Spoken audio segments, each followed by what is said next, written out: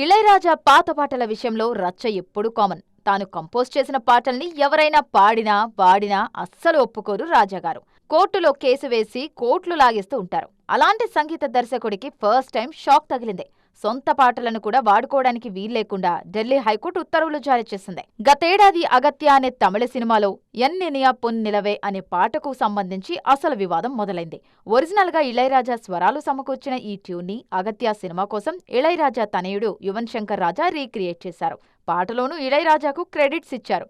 కొడుకుపై కూడా కొరడా ఝుళిపించారు రాజాగారు. తను కంపోజ్ చేసిన పాటలను ఇతర డిజిటల్ సంస్థలకు ఇవ్వడం పూర్తిగా తనకు సంబంధించిన వ్యవహారమని ఇళయరాజా పేర్కొన్నారు. అయితే గతేడాది విడుదలైన అగత్య సినిమా మ్యూజిక్ రైట్స్ సరిగమ కంపెనీ దగ్గర ఉన్నాయి.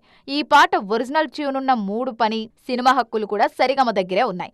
ఇక్కడే కథ మరో టర్న్ తీసుకుంది. ఒరిజినల్ సినిమా రైట్స్ తమ దగ్గరే ఉండేసరికి ఇళయరాజా అభ్యంతరాలని సరిగమ తప్పుపట్టడమే కాదు, కోర్టుకెళ్లింది. సుదీర్ఘ వాదనల తర్వాత ఆ మ్యూజిక్ లేబుల్లో ఉన్న పాటలని రాజా వాడొద్దంటూ కోర్టు ఆర్డర్ వేసింది.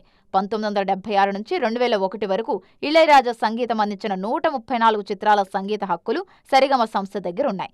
అలా ఇళయరాజా తాను తవ్వుకున్న గోతులో తానే పడ్డట్లయింది.